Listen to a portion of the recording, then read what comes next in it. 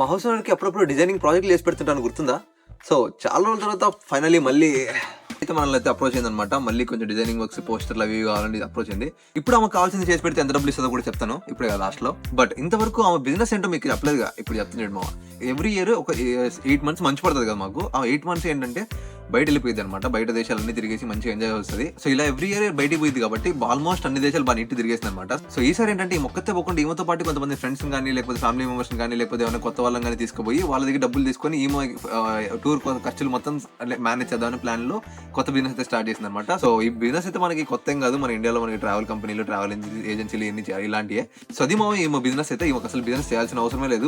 ఎందుకంటే ఇక్కడ అన్ని ఇల్లులు ఉన్నాయన్నమాట. ప్రాపర్టీలు చాలా ఉన్నాయి. అసలు ఈ బిజినెస్ చేయాల్సిన అవసరమే లేదు. బట్ అవన్నీ మనకి ఎందుకులే, మనకి వర్క్ వస్తుంది, డబ్బులు వచ్చేస్తున్నాయి, మనకి అక్కడ వరకు చాలు. సో, నెక్స్ట్ 8 మంత్స్ లో ఏమైతే కొత్త 4 టూర్లు ప్లాన్ చేస్తున్నమాట. ఈ 4 టూర్స్ కి కలిపి మనకైతే పోస్టులు రెడీ చేసి ఉన్నది.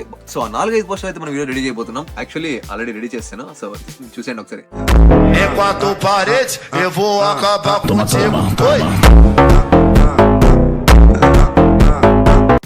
సో, చూసారుగా మామ, ఇది నేను డిజైన్ చేసిన పోస్టర్లు అయితే. సో, దీనికి వచ్చేసి నాకు ఒక అరౌండ్ 2.5 hours అలా పట్టింది అనుకుంటే మొత్తం అన్ని కంప్లీట్ చేయడానికి. అండ్ దీనికి నాకు అప్రాక్సిమేట్ ఒక $50 ఎంత ఇచ్చింది. సో, ఒక 2 hours కష్టానికి $50 అంటే వర్త్ అంటారా కాదంటారా?